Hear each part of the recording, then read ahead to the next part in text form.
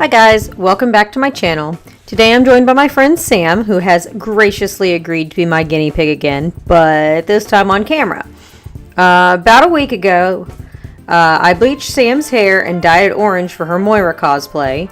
If you haven't seen that on social media, I'll link it below. You have to check it out. It is absolutely impressive. But nevertheless, MagFest is over, the orange is faded, so it's time to do something else with her hair.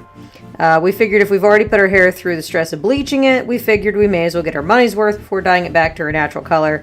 So today we are making her fire hair. For this look, we'll be creating a gradient of red, orange, and yellow. But you could apply this technique with different colors to create a variety of effects as well. Believe it or not, this process is actually pretty straightforward. As far as materials, you'll need, first and foremost, you'll need your semi-permanent hair dye. To create this fire effect, we'll be using the colors red, orange, orange, and yellow. You'll notice that we're using a combination of colors from Ion Brilliance and MANIC Panic. Although I prefer working with the formula of MANIC Panic, it's thinner and therefore I find that it saturates the hair more easily. The colors I needed weren't readily in stock, and we didn't plan ahead. So Ion offers a wide range of colors, and Sally's tends to keep those in stock. So they do a perfectly fine job, and they'll do in a pinch. In my experience, however, I do find that MANIC Panic resists fading and stays vibrant longer. Since it's a 4-ounce jar versus a 2-ounce tube, not only is it about the same price per volume, but because of the jar versus the tube, it generally involves less waste. So had we planned ahead, I'd have ordered the MANIC Panic, but I didn't, so we're using Ion. Since we're going to be applying the 3 colors simultaneously, we're going to need at least 3 tint bowls because we're going to need 1 for each color.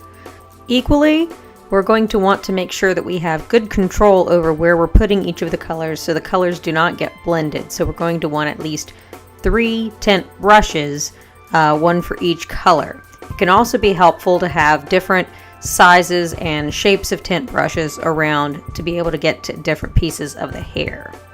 Now, as a side note, if you're in a really hard pinch at a con in a hotel room and you're dyeing your friend's hair orange and you don't have a tint brush, it turns out that a plastic knife will do perfectly well. But don't ask me why I know that.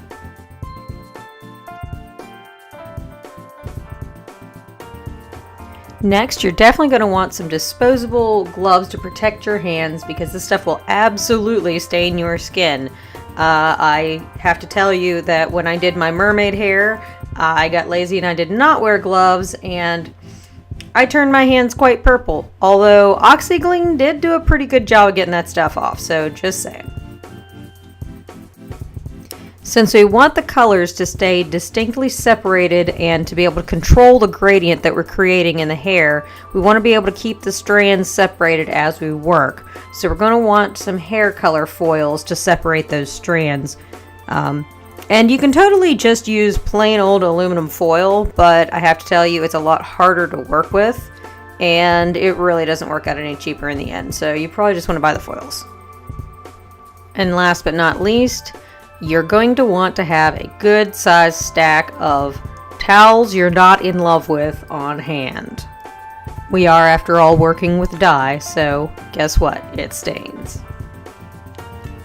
And you're going to need to have enough time and patience on your hands to take your time, work carefully, work diligently, and do it right.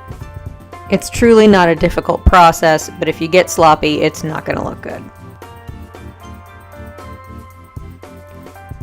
Start by making sure that the hair is clean, dry, and thoroughly detangled. With gloves on, go ahead and dispense each of your colors into their own separate mixing bowls and assign a mixing brush to them. Keep in mind that these types of dyes do not need mixed, so it's wise to only dispense as much dye as you think you're going to need, because you can always put out some more.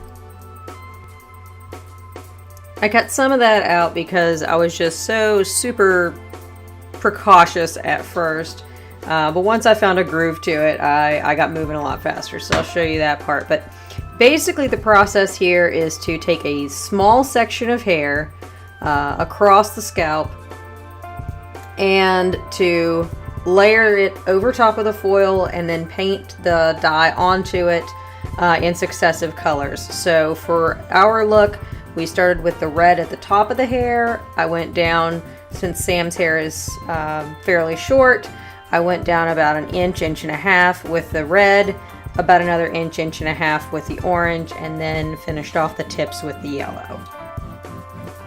As you go through this process, make sure that you're overlapping your colors just a little bit in between those, and use your brush or your fingers to blend those colors together just a little bit. This is what's going to be able to give it, what's going to allow us to get that gradient effect that we're looking for.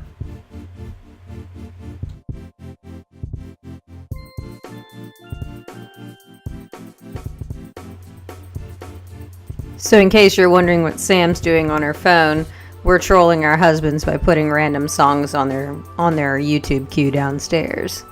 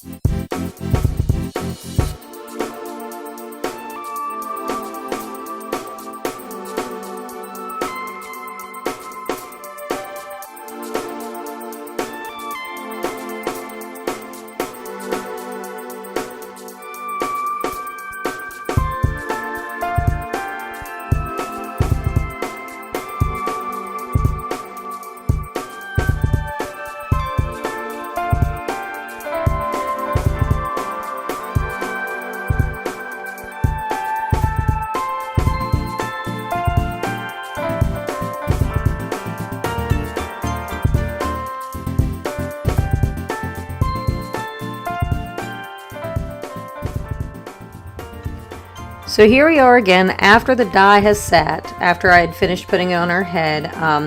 You'll notice that at the back of Sam's hair where it's really short, I didn't foil that part. I did that predominantly red, but I did put some streaks of orange through the slightly longer parts, and then as you'll notice up towards the top where it gets a little bit longer still, I did tip those in yellow, so just to kind of keep that gradient effect going. So here we are taking off the foils.